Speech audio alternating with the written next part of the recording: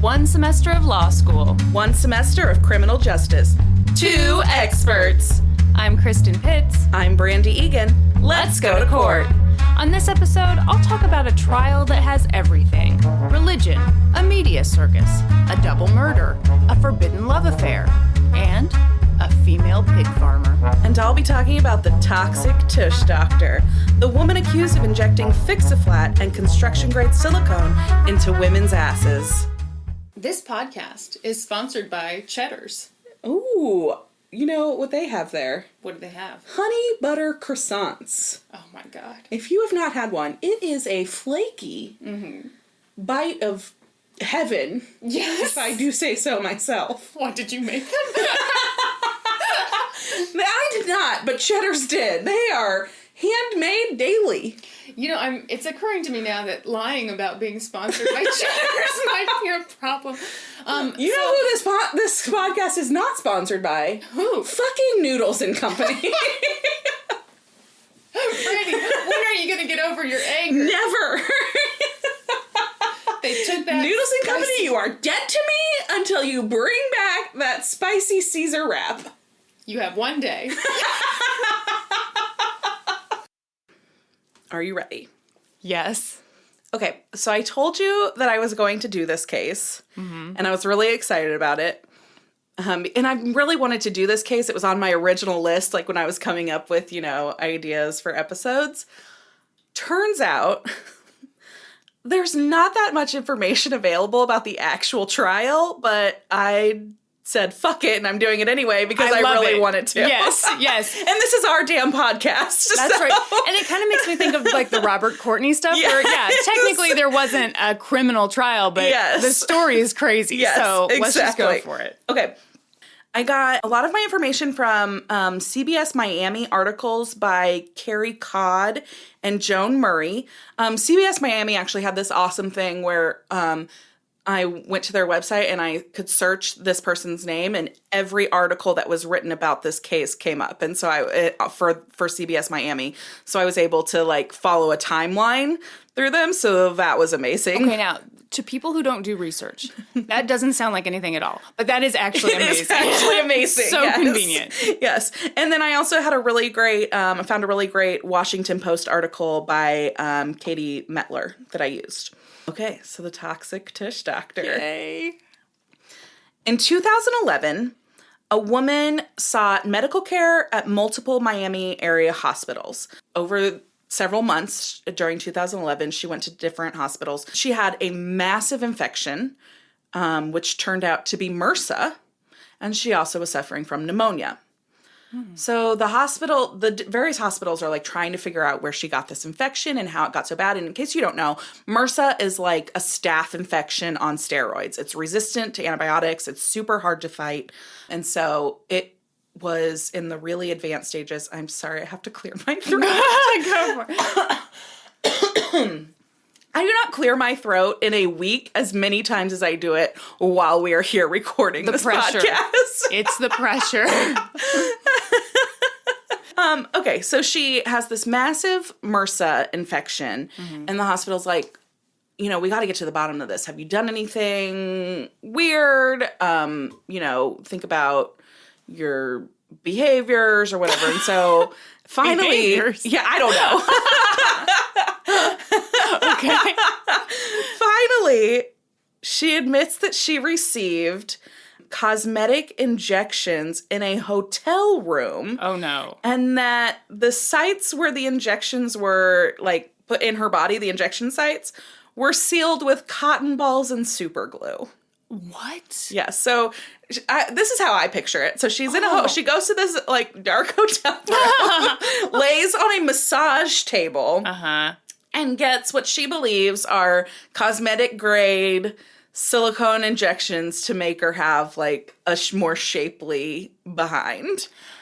Was this in some high-end hotels, they have, the spas. No. This was, in a hotel room.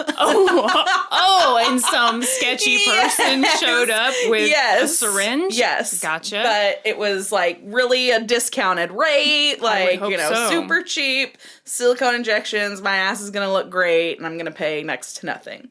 So the woman gives her the injections in her ass and then dabs cotton balls in super glue and like sticks them on the parts where she did the injections. Like a craft project? Yes, as if she's creating Santa's beard out of cotton balls. Oh my God. Yes. So the hospital's like, what the fuck? We have to figure out what's in your ass. And so... How many times have I heard that? Yes. So, again, this is in my mind. Mm-hmm, sure. They need to get a sample of what was injected in her ass. So, in my mind, they take like a comically large syringe and stick it in her ass and pull out whatever was in there, a sample of it. And they send that off to the lab. Lab results come back, and it shows that the injections consisted of cement, Fix-A-Flat, Oh my God. mineral oil, and construction-grade silicone, like that you buy at Home Depot. Oh no. Yes. Oh no. Yes. Okay, question. Yes. Do you know how much she paid for this procedure? I don't, for this specific victim, I don't know. There's a couple of other victims that will come along, and I have some numbers for them. But it looks like everybody was paying a little bit different. Maybe somewhere around like a $200 range. Oh, yeah, you got to pay more than that to have your ass improved. Absolutely. So the hospital alerts the Florida Department of Health, and they notify the Miami Gardens Police Department, and an investigation begins. The investigation leads to the arrest of O'Neill Ron Morris, who is a transgender woman who sometimes went by the name Duchess. So for our purposes in this, all of the news articles refer to her as O'Neill Ron Morris. So that's what I'm going to call her, but I will use the she, her Yeah, if pronoun, that's what she wants, that's what she wants, exactly. But only a couple people refer to her as Duchess, so I'm going to refer to her by her legal name and then call it good. Yeah. Okay, so O'Neill Ron Morris is arrested. In the meantime, victim number one, as we'll call her, this person that sought all this medical treatment, she suffers from life-threatening injuries, resulting in multiple surgeries, and she required extensive home care over, like, a series of, like, 4 months. Well, because I'm sure she couldn't move, yes, right? Absolutely. Yeah. So the infection has gotten so bad, and this stuff that is in her ass is like causing these like nodules and stuff. Oh, so just horrible. In November of 2011, Morris is charged with unlicensed practice of healthcare with serious injury. Her lawyer, Michael Mirror. It's M-I-R-E-R. Sure, mirror. Mirror. That's how I'm going to pronounce it. Okay. But, okay. Anyway, her lawyer, Michael Meyer. What did I say? Mirror. Michael Myers, the guy from Halloween. Wow, that is crazy. Who knew he went back to school and turned his life around? Right. Good for him. Absolutely. So Michael Mirror said the claims against his client were false, and he questioned the ability of Tampa General Hospital to make a diagnosis after Ryda Trauma Center treated the victim. And this is what he said. He said, I find it interesting that the alleged victim goes to one of the best hospitals in the world, Jackson Memorial, then goes to Ryder Trauma Center, one of the best hospitals in the world, and not until months later does she go to another hospital, Tampa General, and it's at that hospital where the doctor determines the substance she was injected with. So I'm interested what the state is going to have as far as evidence to be able to show that my client had anything to do with injecting this woman, this alleged victim, with these substances. Okay, so I have several problems with this statement. Yes. Okay, so he's basically saying that Tampa General is like a shit hospital. Yes, he's absolutely saying that. Yes. There's no basically. Yes. And that how are they going to prove that his client was involved at all, right? So he finishes by saying, this is like one of my favorite quotes of his. He says, "There's going to be no proof or any documentation that my client accepted any money." Well, no fucking shit, Sherlock. She wasn't running credit cards. She was taking cash in a dimly lit hotel room. I tell you what, that would be a great defense for, like, defending any kind of illegal activity. Yes. Well, they don't have this on the books. No kidding. Shit. Okay. And my other issue with this is, okay, those first two hospitals, she was embarrassed, right? So she didn't tell them, okay, I'm certainly not one to say, oh, doctors are perfect, doctors should catch everything, but doctors are not psychic. No, she didn't tell them. Yeah, From my understanding, she did not tell them that she had gotten these injections. As the patient, I feel like you go in and you need to tell them whatever you think will help them figure out what's wrong with you. Yes. Even if it's embarrassing. Absolutely. Oh my God. Yes. Okay, continue. Okay. So at that time, the Department of Health says that more potential victims have come forward, and they urge anyone who's impacted to come forward. A few days later, a second person is arrested in the case. Corey Alexander Eubanks is arrested in late November 2011 after victim number 2 comes forward, saying she was treated by both Eubanks and Morris, and that the two worked together and split the money. Victim number 2 says Eubanks' job was basically to get the patient set up and then to escort any witnesses out of the room before the procedure began. Oh. And so another victim later says something about, like, the injections came out of, like, a Pedialyte bottle. Like, while this stuff that they were mixing together, they were, like, swishing around in a Pedialyte bottle. And then, so it was basically his job to make sure nobody saw that this was coming out of a Pedialyte bottle. Because people might be like, yes. Doesn't look legit. Yeah, exactly. Eubanks is arrested, and then Morris is actually rearrested because she has actually bonded out of jail at this time after her first arrest. Okay. So based on what the second victim says, she is rearrested and charged with an additional count of the same thing. And then Eubanks is also charged with 2 counts of practicing healthcare without a license. Okay. Victim 2 says that she knew Morris as Duchess and paid her $900 for what she was told were silicone injections. And Morris told her, "This is my profession. Don't worry." Was that in a hotel room too? I'm not sure. That one's unclear because she also went to people's houses and, like, did it for them at their own houses. So it's unclear where victim 2 received her treatment.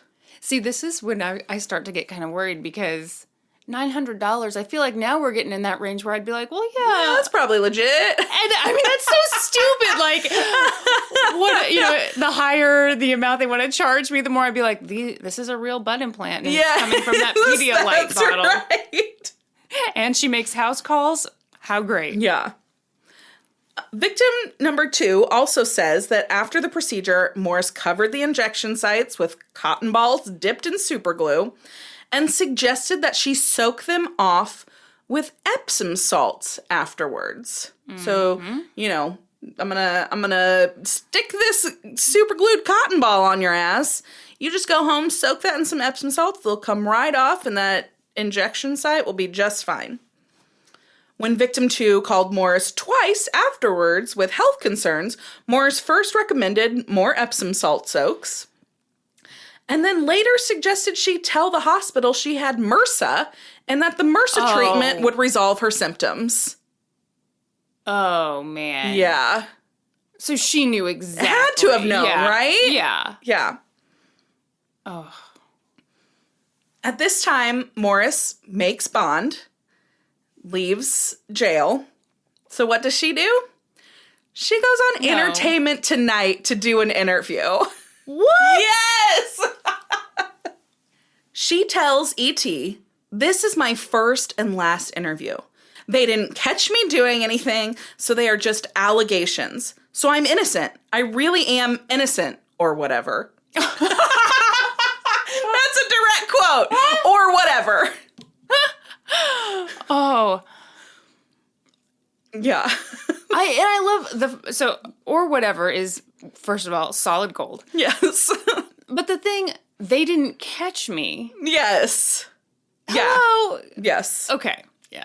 She goes on to say, it sounds bizarre, but how could America feel like a person would even put cement in somebody's bottom? You know, it's just these allegations.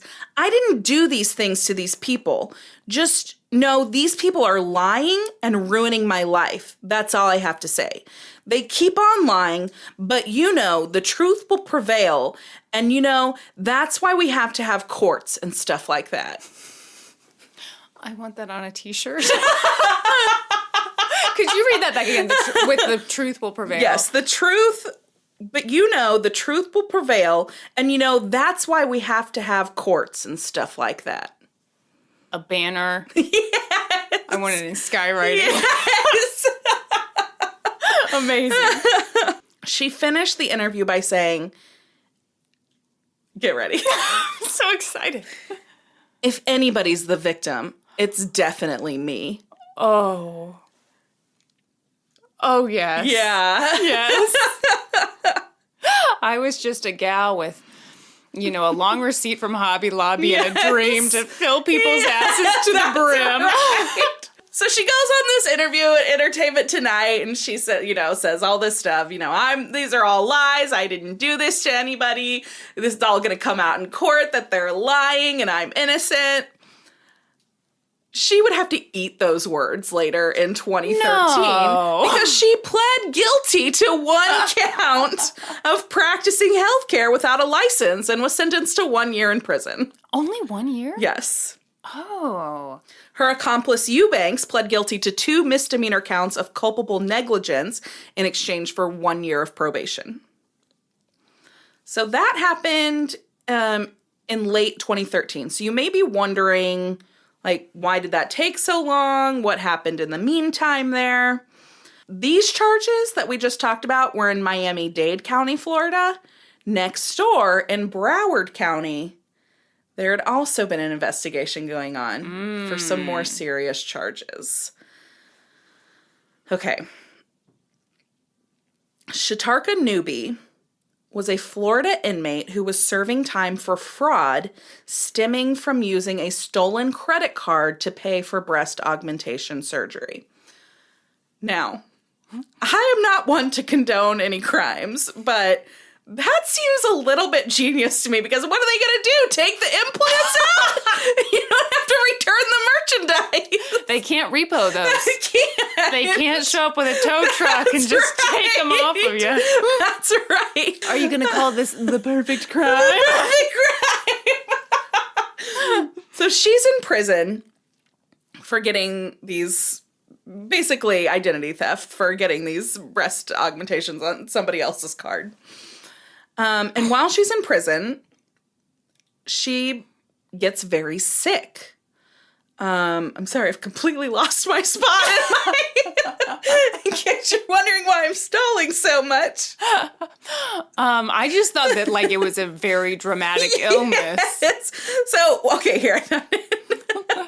So while she's serving her sentence in a Florida prison, she becomes very sick. Her butt becomes hard and black. Oh. And the discoloration extends all the way down past her knees. Oh.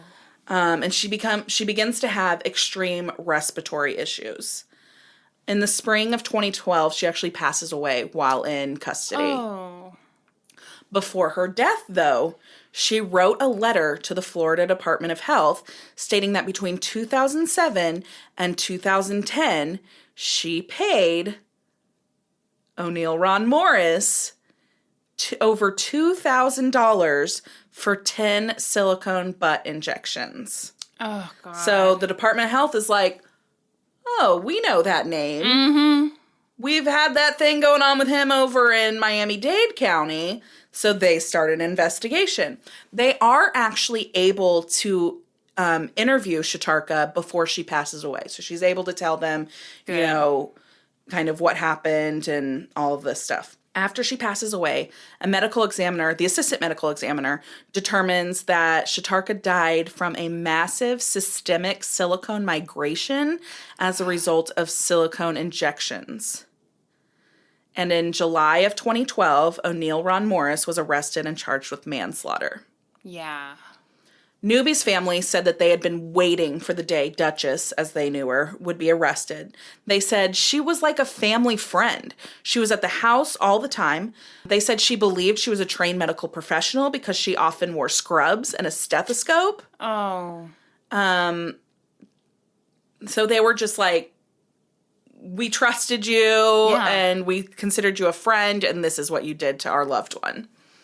At Morris's bond hearing in July, it was revealed that another victim had come forward, resulting in an added charge of practicing medicine without a license, resulting in great bodily harm. This victim, I think we're up to victim number 4 now, so we'll call this one victim number 4, had butt injections that resulted in knots and required 7 surgeries to fix. Ugh. At the time of this bond hearing, she was actually in the hospital on bed rest in recovery from one of the surgeries. Morris's bond was originally set at $150,000, but in August of 2012, she agreed to several special conditions to get it reduced to $25,000. So those conditions. She waived her right to a speedy trial. Mm-hmm. She agreed to wear an ankle monitoring bracelet. She surrendered her passport, and she agreed to be present at all future court proceedings. So she agreed to those special conditions, and she bonded out of Broward County Jail on August 31st, 2012. Okay, so at this point, it's a little bit unclear to me what went on either case between the time that she bonded out in August of 2012 and back to October of 2013 when she pled guilty on the other charges. There's just not a lot of information available. So I'm guessing, there were some, continuation hearings that probably took place and stuff like that, but that information's not available to me.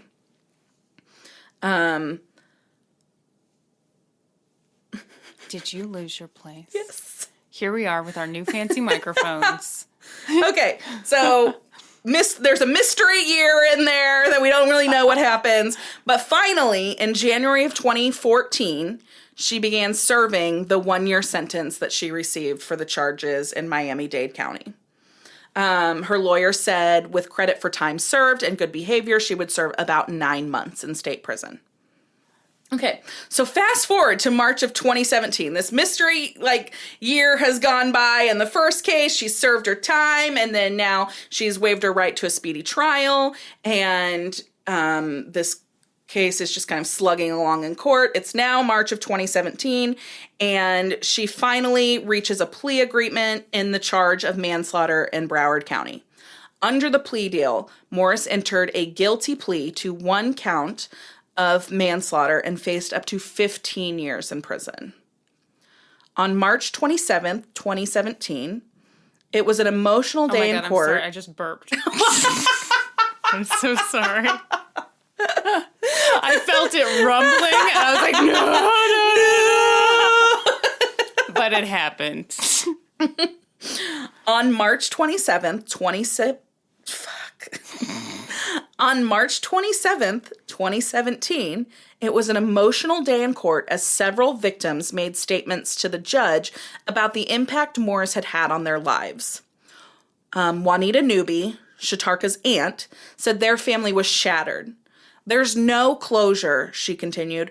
Putting you in jail won't bring her back, she said directly to Morris. Things became heated in the courtroom at that time because she spoke directly to Morris, and Morris was like, listen, I didn't do this on purpose. Oh. I didn't hurt my friend intentionally. And the aunt was like, I actually believe that. I do actually believe that you didn't do something intentionally, but you also didn't come forward and admit what you'd done. Yeah. Yeah. And you're playing a victim in all of this. And you showed up in scrubs. Yeah, absolutely. You totally misrepresented yourself. Another victim said, you gave us your word that the products you were using was A1 products. I'm guessing she means cosmetic grade Not the silicone. steak sauce? Yes. And come to find out they were not. Maybe in the beginning, but greed really took over because you were pocketing the money from every victim. Mm-hmm. And then Shatarka's mother, Sherry Pitts. No. Yes. What? Yes. Okay, so that's my mom's name. So Sherry Pitts finished by saying, my daughter died the most inhumane death. 18 months she suffered without knowing the full extent of what she put in her body. The doctors couldn't do anything until they knew what was in her body. Which that would be just terrible. That would be. Yeah. I mean, it's horrible on so many levels. You know, first that it's happening, but second that like someone is out there who you considered a friend who could just come forward and say, this is what I did. This is what's going on. Yeah, this is why she's so sick. Yeah. And then let the actual medical professionals take over. Yeah. Okay, so here's my question for you. Okay. Do you think it's possible that she really didn't know the danger of what she was doing? She didn't know there was such a difference between cosmetic grade silicone and silicone that she bought at Home Depot. I think it's totally possible that she had no idea she was going to kill somebody. Yeah. I think it's totally possible she had no idea that it was going to cause serious bodily harm. Yeah. But at the same time, after that first victim comes forward, Yeah. I mean, then you've got to go to everyone else. And be like, this is what happened. Yeah, you got to come clean. Yeah, absolutely. I think you're right. Yeah. Do you? Yeah, I think that there's a small part of me that thinks that she probably did have no idea how dangerous what she was doing was. Mm-hmm. Because she did it to herself, too. Oh, well, she gave herself injections. Yeah. But did she give herself higher quality stuff? That I don't know. Okay, because I was going to say, wouldn't she be sick, too? Although maybe people react Maybe not. I think differently. so, yeah. I think it just depends on how everybody's body handled it, I guess. Yeah. Ultimately, a judge sentenced Morris to 10 years in prison and 5 years of probation. Morris's defense attorney, at this time it's a different guy, William Lanphier, said he disagreed with the prison sentence because his client's patients knew they weren't dealing with a licensed physician. All parties share the responsibility and the blame for their own actions and the role they played. There was an assumption of risk obligation from the victims, which I just don't agree with, because she's not telling them, hey, I'm going to put cement and Fix-A-Flat in your ass. They think they're getting silicone injections. Well, and if you think, I'm just thinking about cosmetic procedures, you don't always necessarily need an MD to do those absolutely. Things. I don't know, I hate to be victim blaming, but oh God. I mean, I do see some logic in thinking, okay, there were red flags here. Right. Like, yeah, someone coming to your hotel with super glue and cotton. But right. But still, yeah, that doesn't absolve her of anything. But if you didn't know that it wasn't cosmetic grade super glue, because that is something that plastic surgeons do. Oh. They glue incisions closed so it doesn't leave a scar. So if you didn't know the grade of some of these things. Yeah, and you were just told, this is top quality. I've done this a million times. Don't worry. This is my profession. Yeah. Okay, okay. I take all that shit I just said back. Edit that out. Make me look like a better person. Okay. So this is the part that I haven't mentioned till now, and I think it's the worst part of this whole thing. O'Neill was a transgender woman. Mm-hmm. Oh, no. And most of her victims were also transgender women. They were men transitioning to women who require lots of surgeries to do that transition. And they heard about her discounted procedures through word of mouth in the transgender community. And so she really preyed on those women who were just wanting to make their outsides match their insides and didn't have the means to do it. And I think that's pretty fucking terrible. Okay. First of all, I have to clarify the reason I was saying oh no earlier was because I thought you were about to say they sent her to a men's prison. Oh, they actually did. No. Yes. Yeah. Ugh. Yeah, she's serving her sentence in a men's prison. Whoa. Yeah. Is a whole different topic of debate. Yeah, you just stunned me. Oh, God, to me that's like a torture sentence because you know what's happening to her in Absolutely. there. Holy shit. Okay, what was my other point? I can't. Oh, okay. Now that I know that, I'm taking back my other thing I said. This is the Kristen Pitts apology tour about when I was like, you've got to come to your doctor and give him the whole story and, blah, blah, blah. Right. Okay. Now that I know that most of these victims were trans women, I can completely understand why you would be leery of being judged. Yes. You would be fearful of, who you could talk to openly in the medical community. Yeah. So one of her most high-profile victims was this woman named, I'm going to just butcher this name. Her name's Raji Narina Singh. Wow, you did a terrible job. She got facial injections, and she's one of the only women that I came across in my research that got facial injections. And she was injected with the same things everybody else was, and it just knotted up in her face, and she got all these horrible lumps and stuff. Her case is, I would say, the most high profile because she was featured on the show Botched. Oh, yeah. Okay. So she went on the show Botched, which is an E-network, reality show with two plastic surgeons who help people by fixing kind of bad plastic surgery gone wrong. Yeah. So she went to them for a consultation and told them, I got these injections. They weren't what I thought they were. And this is what's happened to me. And they look at her and they basically said, we don't think we can do anything for you. It's too high risk. We could make it worse. Yeah. And that's where the show left it. She left without getting anything. But in my research today, I actually found out that they actually did formulate a plan for her. And they called her back and asked her to come in. And they were actually able to do some fixes on her. And they fixed a lot of her facial issues. If you go on and look at her before and after pictures, it's amazing. But this is what she had to say about her interaction with Morris. She says, and this is kind of, in relation to her transitioning from male to female. She says, it becomes so dire that you want to match your outside with your inside, that you're willing to roll the dice and take your chances. As a transgender person, you're thinking, oh my God, I can start to look like I want to look, and I don't have to spend a lot of money. Yeah. So I think there's a lot of, that's the hardest part for me, is that I feel like she preyed a little bit on people who were just like her. Yeah. Yeah. And who trusted her. Yes, who trusted her because she was just like them. Yeah, that's awful. Yeah. That's awful. And especially, I take back my other thing I said about the money, because transitioning, that's crazy expensive. It's so expensive. So yeah, I mean, you would be looking to cut corners in any way you can. And maybe if you feel like, oh, this person's giving me a deal because she's gone through what I'm going through. Yeah. I take back everything I have ever said on any topic.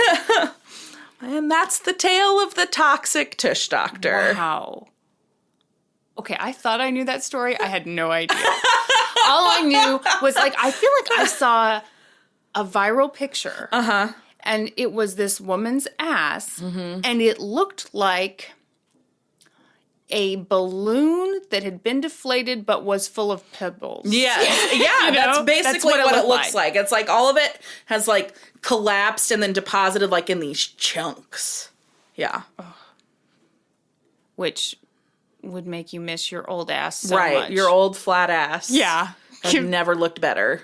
Side note, on that show, Botched, I saw this lady once who got butt implants. Okay. And then her implants flipped around. Whoa. So, they're Oh, yeah, they'd be flat on one They're side. flat on one side and then Curved rounded on the other. So they flipped around so the flat side was out. No! Yes. Oh, no! Yes. How does that happen? Like, sitting on it funny? I don't and you know. flip I and have no flop? idea how it happens. I'm just picturing 2 capital Ds just swimming. Yes. Oh, that's awful. Yeah. But they fixed it for her. So Well, good. flat ass no more. Oh, thank God. Yes. I can tell you, from a place of great authority, there's nothing worse. Than a flat ass. It's all upper thigh back there. Just a straight line. Try not to be jealous, ladies. Okay, you ready? I am. This is like a big ol' whodunit. A big ol' whodunit. A game of Clue come to life. Oh my gosh. Okay, picture it. September 16th, 1922. In a field near a New Jersey farm. A couple is strolling down Lover's Lane. Hold on. A couple is strolling down Lover's Lane when they come across 2 dead bodies. One belongs to a priest named Edward Hall. The other belongs to Eleanor Mills, who sang in the church choir. They're laying on their backs next to each other.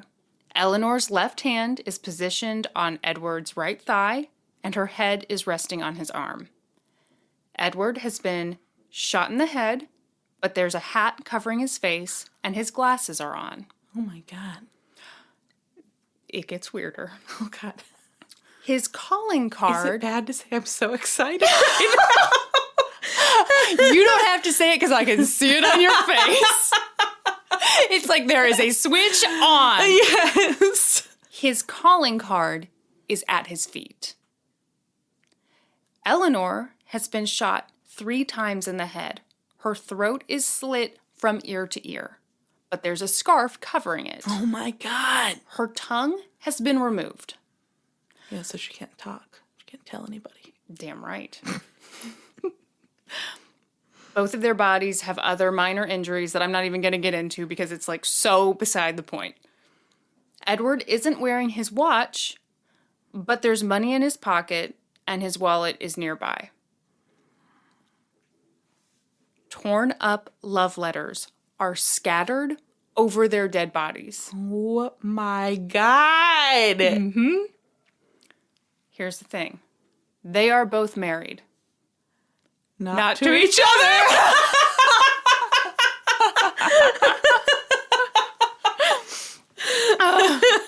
So they're having an affair. Oh my obviously.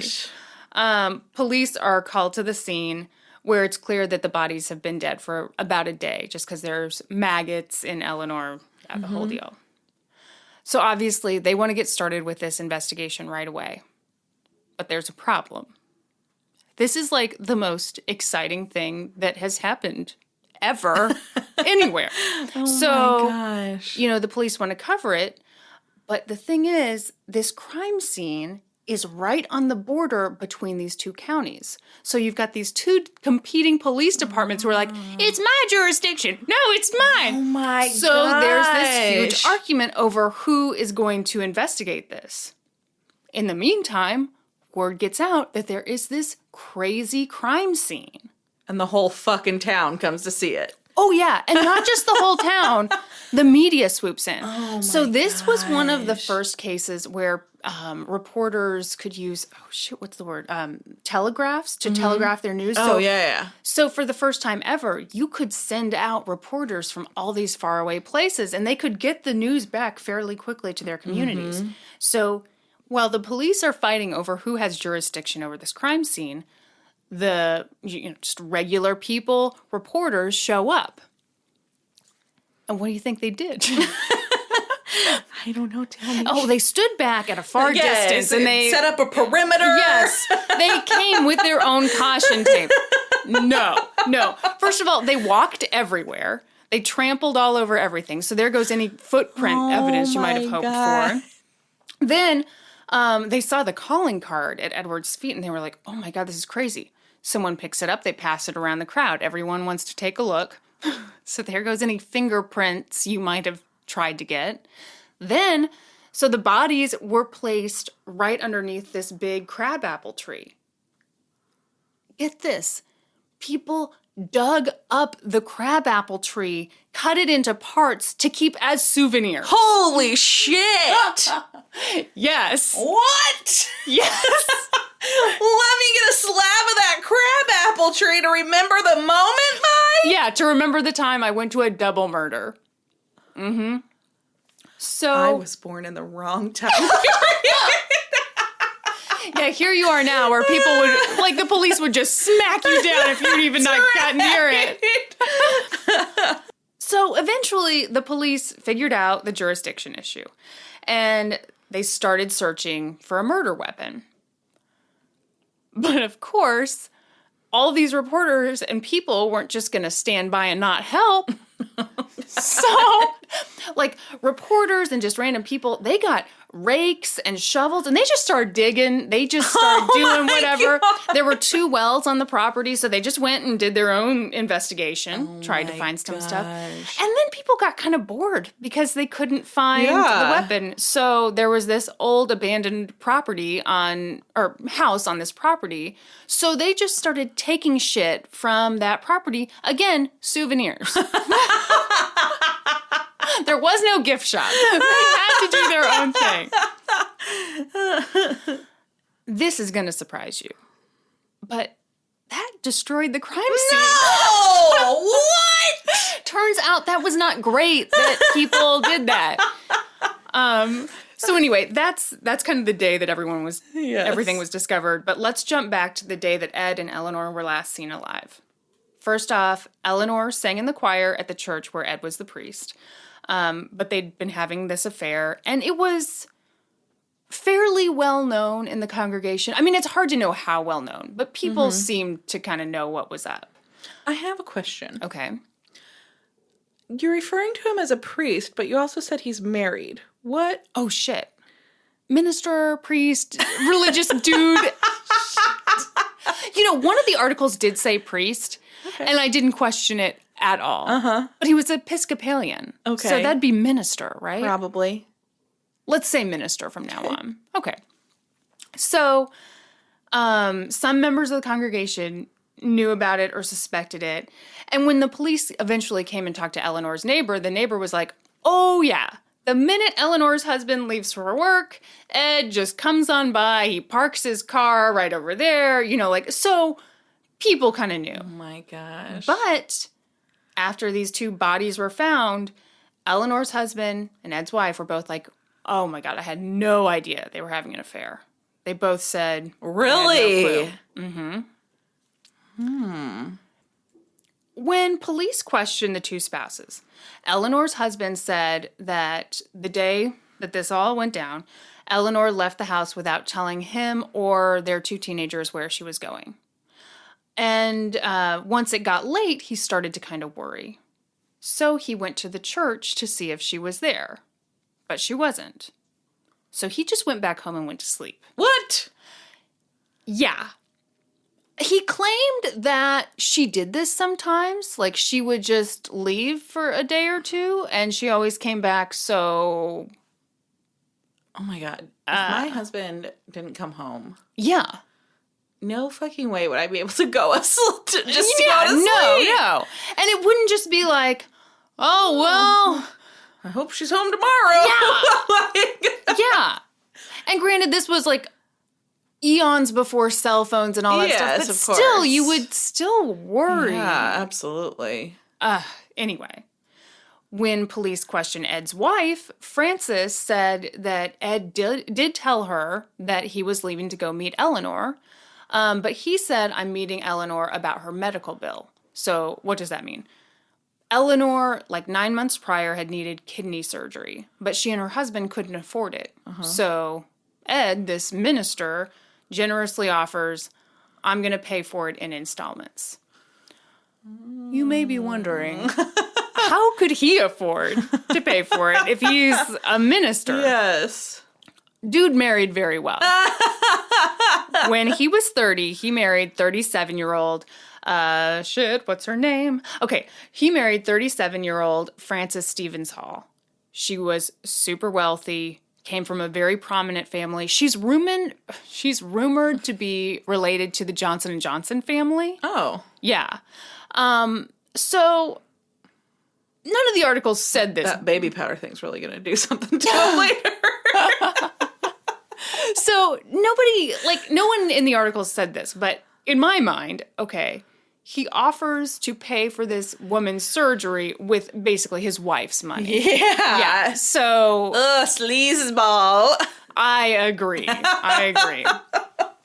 But here's the thing. When Ed didn't come home that night, Frances claimed she was worried, and she went and knocked on her brother's bedroom door, and she's like, Ed's not home. I'm really worried. By the way, this is how wealthy they were. This home she was in is now owned by Rutgers University. It's like a dean's residence. It is beautiful. Did some Googling. That could also be the tagline to this podcast. Did some Googling. So, she and the brother get up. They go to the church, but there are no lights on at the church. Then they go to Eleanor's house, but there are no lights on there. So they go back home, and the next afternoon, Frances reports her husband missing to the police. Mm-hmm. So at this point, I have two issues. Mm-hmm. If neither one of them knew that their spouses were having affairs... Why did they go to the other... Yeah. Yeah. Well, okay, no. Now that I think about it, she did tell police he was supposed to meet Eleanor. So I guess it might make sense to go to Eleanor's house. Uh-huh. But still, I don't know. Anyway. So moving on. This thing, every reporter from everywhere was covering this thing. And it was crazy exciting. You can't make this shit up. Torn up love letters over dead bodies that have been positioned. Yeah. Weird. So police are investigating this crime, but the investigation is going nowhere. There was a ton of pressure from everyone to solve the case, but the crime scene had been trampled to shit. And clearly both of these spouses had a motive, but with no evidence, what the hell do you do? So in just a pure desperation move, the prosecutor asks to have the bodies exhumed and re-examined. What he hoped to find... The world may never know. A note in the pocket. So-and-so did it. They were still dead. Oh my gosh! You're kidding! Still had both been shot, So he really found nothing new. So, again, just spinning their wheels. Yes. Finally, police caught a break. After hours of interrogation, a young man admitted that he knew who did it. It was his friend, Clifford Hayes. Who the fuck's Clifford Hayes? Hold on to your hat. That's over your dead head. Yes!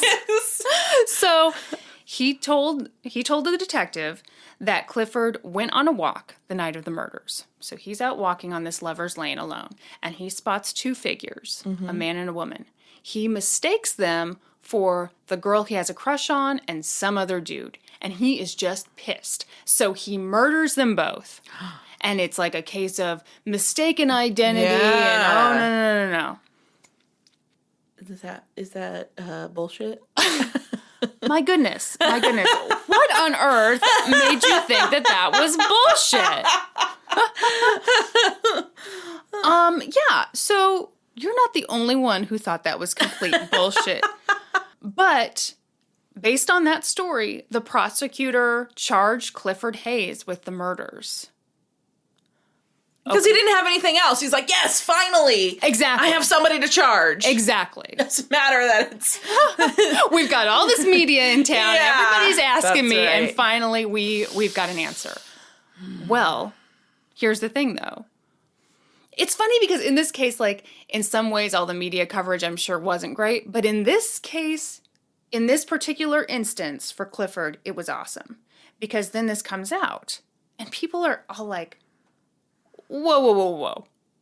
Okay, so he kills them. Mm-hmm. Why position the bodies? And where the fuck did the love letters come from? Yes. what the hell? What's with the love letters? Why overkill? Yeah. Eleanor? I mean, no. It's a way more personal crime than that. Yeah, people were just like, this makes no sense. It was clearly not some spur-of-the-moment crime. No. No. Not at all. So people didn't stand for it. They were super suspicious of Detective Frank Kirby, who was the one who got the young man to blame Clifford Hayes for the crime. And they literally threw stones at him when he walked by. This was another time. Oh my God. They threw stones at him. They shouted mean things to him because nobody believed that Clifford did it. It didn't make any sense at all. And a bunch of people actually created a fund for his defense. And people were pitching in from all over.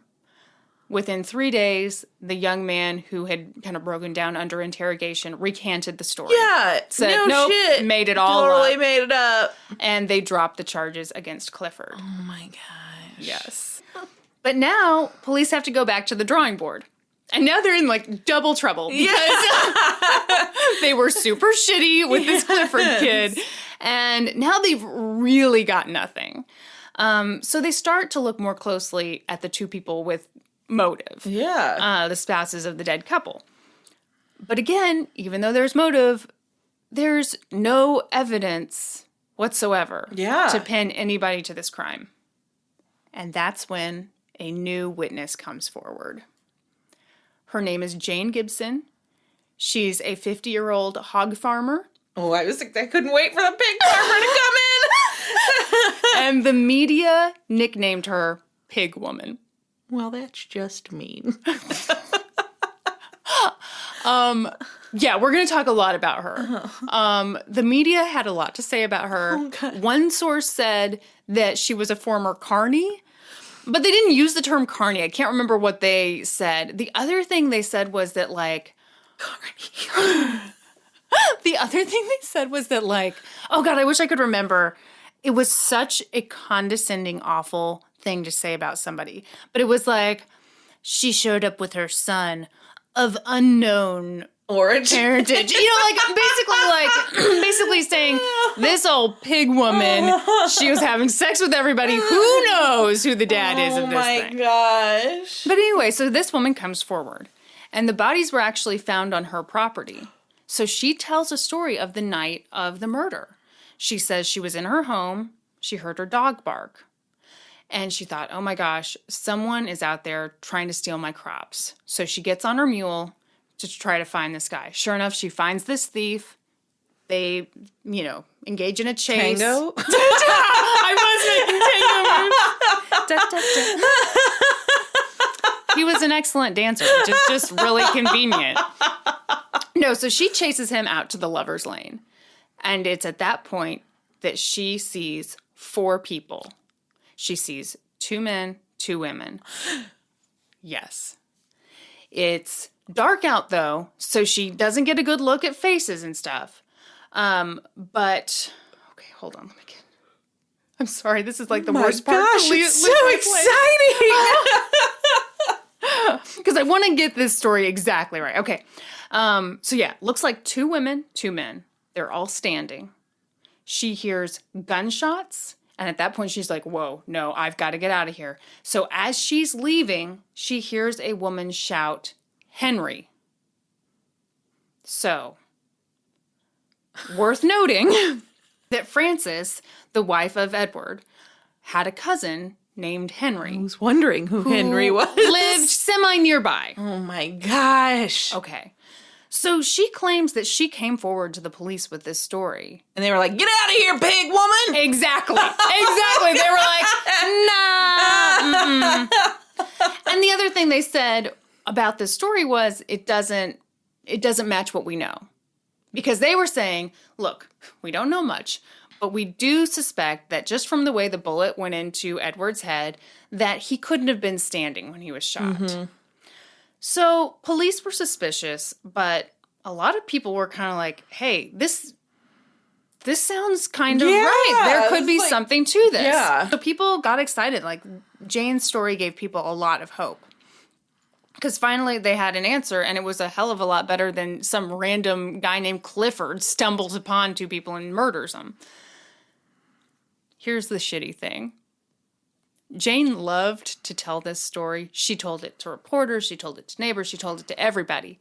And every time she told it, it got a little better. Oh, God! So, you heard that first version. Yes. The first version, I didn't really see anything. Yeah. I heard some gunshots, heard the name Henry. Okay. But she starts to add in some fun new details, because why not? So she starts to add in, like, there were 2 cars, actually, and the headlights were on, so I did see some faces. And, one was Frances, and I saw her brothers, and I saw the cousin. Yeah, saw everyone very well. Yes. And, I heard another thing. I just remembered. I didn't just hear some woman say Henry. I heard some woman say, "How do you explain these notes?" Of course she did. I remembered another thing. Eleanor at one point tried to escape, but they brought her back in. Oh, my God. Then, this is my favorite because, yes. Then she claims that when she was fleeing that scene the first time, she lost her moccasin. And at 1 a.m, she's like, well, I gotta get that shoe back. So she goes back at 1 a.m. What does she see? It's Frances standing over her husband's dead body, weeping. Oh, So, I'm sure these stories sold a lot of papers. yes. But the people around her were like, So, first of all, her neighbor saw her the morning after these bodies were discovered. And she was like, yeah, Jane didn't tell me any of these stories. Oh, my gosh. And Jane also had people boarding in her house, and they were like, yeah, she never mentioned this to us. I mean, why would she keep silent about this whole time? Another small detail. When she came forward, she told everyone she was the widow of a minister. Her husband was alive and not a minister. So, oh, God. but there were still some people who believed this story, or some version of it, just because, as nutty as it was, it at least made more sense. I mean, you know what I'm saying. Yes. I think people wanted answers. Yeah. And they're like, maybe this is possibly an explanation. Yeah. Yeah. I can see that. So when she finally talked to police, she said the shooter that night was Frances Hall's cousin, Henry. So police took what she said seriously this time. They questioned Henry, but he had a pretty good alibi. He said he was with friends all night, and he had friends to back it up, so, meh. Finally, a few months after... Meh. That's what police said. Meh. So finally, a few months after the deaths, the prosecutor convened a grand jury. There were 67 witnesses, including our friend, the pig woman. Pig woman. So they were looking at... It was kind of hard to figure out, but I think they were looking at Frances, her 2 brothers, and the cousin Henry. But it went nowhere. There were no indictments. Yeah. For years, nothing happened. Then, Frances Hall's former maid, Louise, had some marital troubles. She'd been married for less than a year, when all of a sudden her husband comes forward and he's like, I want an annulment. I am disgusted. And he had this story. He claimed that at some point when Ed and Eleanor were alive, Louise learned that they were planning to elope together. Which I don't know how you elope when you're married, but, whatever. Whatever. You get the idea. Yeah. So out of loyalty to her boss, she went and told Frances, hey, there's something up. Then, I guess at some point after the murders, Frances brought Louise, her chauffeur, and her brother to show them the murder scene. Then she paid Louise $5,000 in hush money. Okay. Louise was like, no, that never happened. That's completely false. The chauffeur came forward, said the same thing. That never happened. That's totally made up. But people kind of believe that story, too. And one of the people who believed that story was the governor of New Jersey. Oh my gosh. So he appointed a special prosecutor to reopen this case, look into it again. So 4 years after the murders, Frances Hall, her 2 brothers, and her cousin were arrested and charged with the murders, even though there wasn't much evidence. I know, on what evidence? Yeah, exactly. Oh my gosh. They all pled not guilty, and the cousin was granted a separate trial.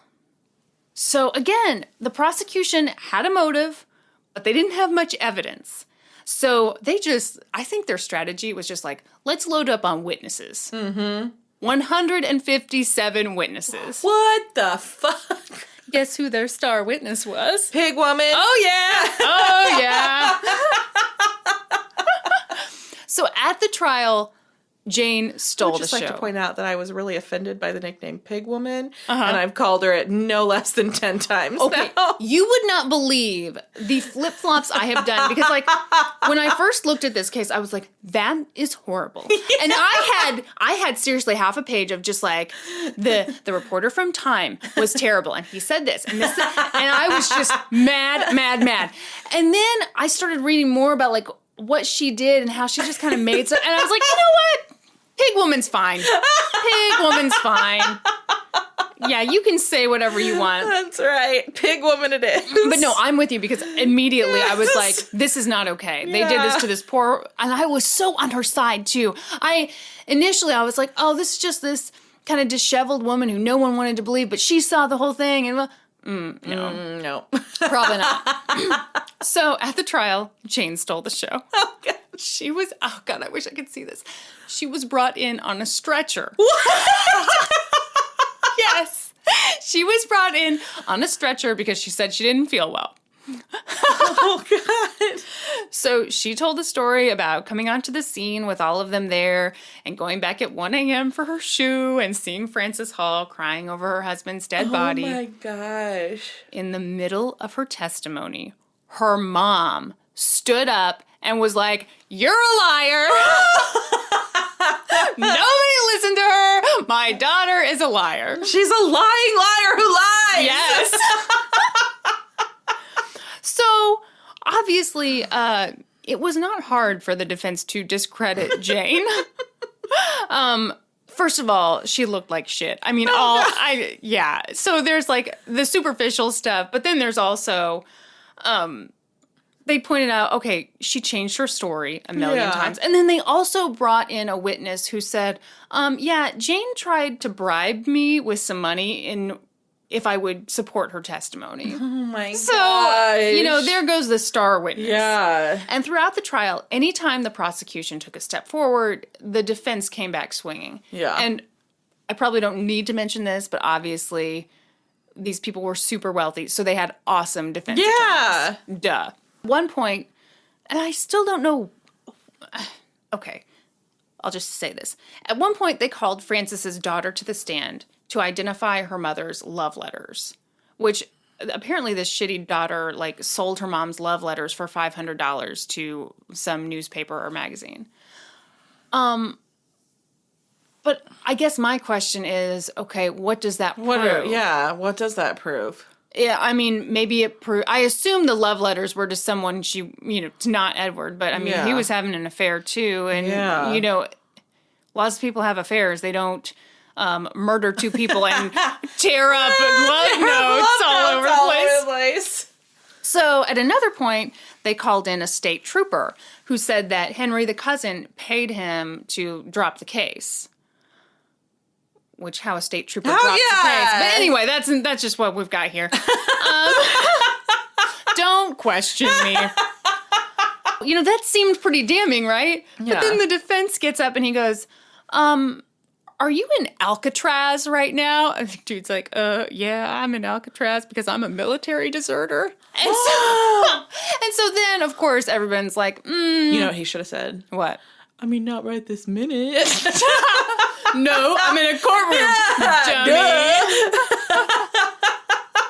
So suddenly, people didn't care too much about what he had to say once they kind of learned, he's not some stand-up guy. Yeah. So, the trial lasted for about 30 days.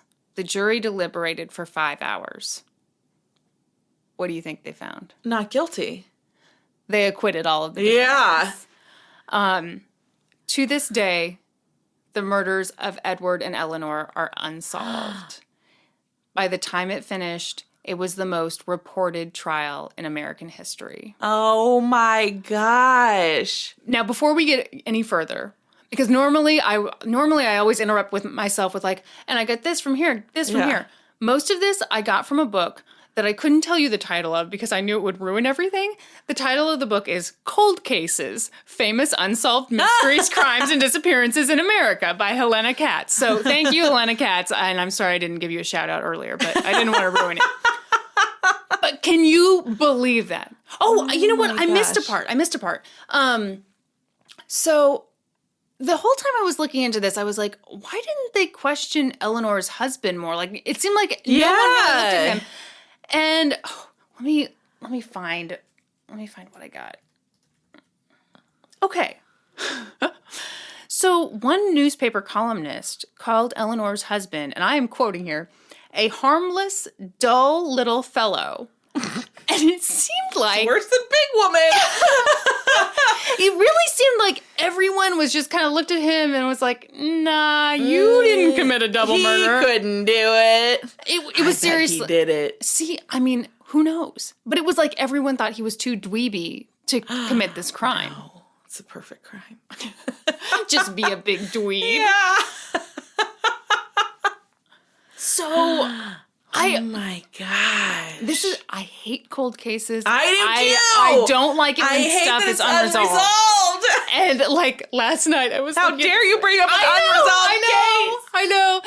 It's such a good one though. I know. It's crazy. It's crazy. So the other piece of evidence, and I would put this in quotation marks because I think this can go either way, against Frances was that after the murders, I think it was like 6 days after the murders, she sent some clothing to Philadelphia to be dyed black. Which to me is like, okay, was there blood on it? Right. In that case, great. If not, then she just had a dead husband Was and she was in mourning? Exactly. Which either would explain it. I know. Because that was very common then, right? You dress in black in mourning. Yeah. But again, I feel in like... case you missed that was right into the fucking microphone. That's your thinking wheeze. I think it wheeze. Never made that noise before in my life. Had to do it right into the microphone. The fuck? But yeah, this case bothers me so much because I feel... Part of me is like, okay, well, it's one or the other. It's Frances and right? her brothers who evidently... What if it's both? What if they work together? I doubt it. Why? Because Don't you? Because he was a dweeb. He was such a... Part of me is like, okay, the overkill with Eleanor. Yeah. And I guess this could go either way, but part of me thinks, okay... Edward died in a much more dignified way. And someone has to be Frances because she's so pissed at Eleanor. Yeah. Even though I think that's dumb. About that. For the record, I just think that's dumb. Like, if your spouse is the one who's supposed to be loyal to you, but I can understand how, you're... No, you love your spouse, so you blame it on that bitch of a woman. The hoe for show in the choir. Right. So that's what makes me think that it was her rather than Eleanor's husband. Because also, his watch was missing. But money was still there. So maybe that was the watch, like a family heirloom. That's what I wonder. Or like something to remember him by.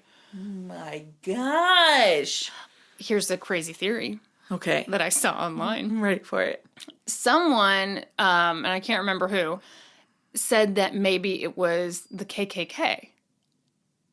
Why? Well, okay, immediately I thought that was dumb because just to be honest, like I immediately was like, the KKK killed two white people. But I started thinking about it more. I still think it's wrong, but I put my tinfoil hat on. Let me position that on there real good, real tight. And when we talked about the KKK, I think it was like the second or third episode with the DC Stevenson thing. Their whole thing supposedly was like, we're just a good Christian organization. And so maybe if they felt like someone was doing Christianity wrong, Right, a minister was... which, boy, I mean, if the KKK says you're not a good Christian... Ooh, you really got to re-examine your life. Yeah. But I don't know, like, so maybe, but even then, I just can't imagine... No, I think it's Francis. Yeah, it's too personal. Yeah, I think it's a very personal crime. Yeah. I think it's got to be Francis. Oh, man. Also, I should mention, Eleanor was very good looking. Francis, not so much. Worth noting. That was so good. I was on the edge of my seat the whole time. It has been bugging me so much because, first of all, I procrastinated with this one. I started researching it yesterday. Because I guess when I first looked at it Monday night, I was like, oh, that's, looks pretty straightforward, nothing to it. Well, then you get deeper into it, and there's all these, twists and turns, and I'm like, damn it, I wish I had more time. Yes. Because I really want to know more about Eleanor's husband. Yeah. And why did everyone just dismiss him? I really do wonder if people just thought he was pathetic. He couldn't get his shit together enough to murder 2 people. Well, and people are weirdly judgmental about, like, a husband or a man who gets cheated on. Yes, I feel absolutely. Because, people tend to have this attitude like, oh, men are dogs, they'll do it. But, like, if a woman cheats on you... Yeah. You're a dweeb. You're a dull, spineless little fellow. Spineless little fellow, that's right. Can you believe that? That was a good one. I hate that there's no resolution. I'm going to solve this case. Okay, you know what? I want to. Yes. It was just killing me. It was killing me. Sorry, podcast over. We have a new mission in life. Yes. We have to solve this case. Yeah, I can never do another unsolved one because it just, I keep thinking about it. What am I going to do about it? It happened in 1922. Yeah. Oh, the other thing I forgot to mention was I'm pretty sure they exhumed the bodies again. Oh, God. Yeah, before Were the they trial. still dead the third time? Okay, well, get this. The third time was when they apparently noticed that Eleanor's tongue was missing, which... Nobody looked before? I see, part of me is really suspicious of that. First of all, how did no one look? Yeah. And I guess I don't know. I wonder where her tongue went. Ew, yeah, you think... Ooh, God, ew. Somebody has her tongue. Edward's watch is wrapped around her. So gross. But don't you wonder, like... Tongue is the missing piece. Find the tongue.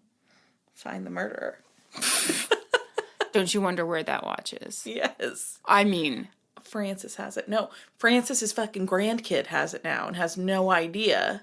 See, this is what I wonder about. Like, is it in a safety deposit box somewhere? I mean, that watch is somewhere. Yes. Find the watch. Find the murderer. I am convinced, because it had to be a nice watch. Yeah. Little Edward didn't buy his own watch. That was Francis's family money that bought that. God, I'm so victim blaming with this, because part of me is like, Francis did it, and hey, girl. I get it. I would not want to cross you. I know that's messed up. I know that's messed up. I'll just stop. I know. Stop there. I know. It's wrong. It's terrible. It's absolutely terrible. There's no excuse ever. Oh my gosh. It's never okay to murder your husband and his lover. Even if she's hot and she sings in the church choir and you're paying for her surgery. So that's the unsatisfying ending to... Oh man. It's a good thing the story was so good or I'd be so pissed at you. Oh, I'm pissed at me. We can all be angry. I should have made something up. Yeah. And it's solved. And I solved it. All right. Oh my gosh. Wonderful. That was a good one. Thank you. I have to put the name of the... I purposely didn't fill out our outro because I was like, I don't want Brandi to see that. I don't want her to see it. I didn't even realize that I had already done mine. I was like, oh, I have to do that real quick. I'm just so on top of it. Shut up! I did it this morning in my pajamas watching the Olympics. What was on today? I was watching, it was cross-country skiing, and I cried. Why? Because, okay, so it was a relay, it was a 2-person relay, and they did like 6 laps, and they alternated laps, and it was women's. Okay. America has not won a cross-country skiing medal in like 40-something years. And the girl, so it was a 2-person team, and the first person, this is like her like 5th Olympics or something like that. And the second girl, this is like her first Olympics, and she's young. And she like looked up to this woman that she's racing with her whole life. And her whole life, she had a picture of the guy who won the only medal the United States has ever won in a cross-country event on her wall. And she did the last leg. She fucking sprinted her life away and took the fucking gold medal. Oh my God. Oh my God, that is so touching. It was amazing. I want to cry just hearing Oh my God. that. And she was like in 3rd place going into like the last turn. And they're like, she's totally gassed. She can't do it. She's totally gassed. And then she like sprinted like her fucking legs off and took the gold. It was amazing. That is so cool. Yes. That is so cool. Oh my God. And like the commentators were like, she's got it. They're like screaming. And like, it was amazing. Oh my God. That makes me so happy. Yes. I love that so much more than just, she was in the lead the whole time. Yes. It was really, no. Yes. Come up from behind. Yes. Oh my God. That is great. The guy that won the gold for like the individual cross-country skiing race, he was from Norway, and he got knocked over in like the start, and this like huge race, tons of people. He gets knocked over. He gets trampled. He's at the very back of the pack. He comes back and wins the whole fucking thing. Whoa. Yes. Damn. Yes. I see, and part of me wonders, like, does having that happen, like just fire you up? Yeah. I would be right? pissed. I would also win the gold. It's really just a choice that you make. That's right. In that moment, you have to choose not to give up and just, I would think it really and it would go for the gold. If you enjoyed this episode, please like us on Facebook. Yes. Give us a review. Subscribe to our only. podcast. Yeah, don't give us a shitty review, okay? Come on, guys. If you didn't like it, just don't listen to us. Just don't tell anybody Don't how tell bad anybody we are. how bad it was. If you did like it, tell everyone you know. But maybe warn them about like the content sometimes and the language. Warn them that we're not classy, that we curse a lot. Right. And so far, almost every episode has involved like sex or asses in That's some right. way. Yeah, this one was free of penises for the first time. Yeah, hey, it was. Penis-free episode. Good job. We hope you enjoyed this penis-free episode. And now for a note about our process. I read a bunch of stuff, then regurgitate it all back up in my very limited vocabulary. And I copy and paste from the best sources on the web, and sometimes Wikipedia. So we owe a huge thank you to the real experts. For this episode, I got a lot of great info from the book Cold Cases, Famous Unsolved Mysteries, Crimes, and Disappearances in America by Helena Katz. And I got my info from articles by Carrie Codd and Joan Murray for CBS News Miami, as well as an article by Katie Metler for the Washington Post. For a full list of our sources, visit lgtcpodcast.com. Any errors are, of course, ours, but please don't take our word for it. Go read their stuff.